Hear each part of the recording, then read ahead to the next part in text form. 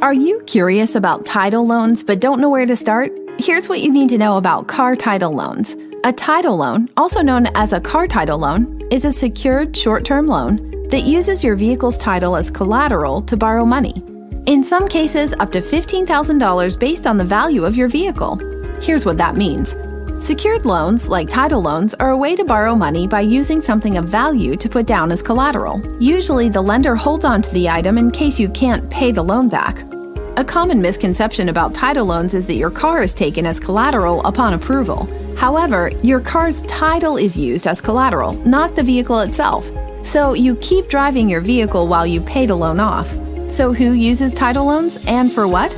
The answers may surprise you. Millions of Americans turn to title loans every year for a variety of reasons, but the most common use is for emergency expenses you couldn't otherwise pay for.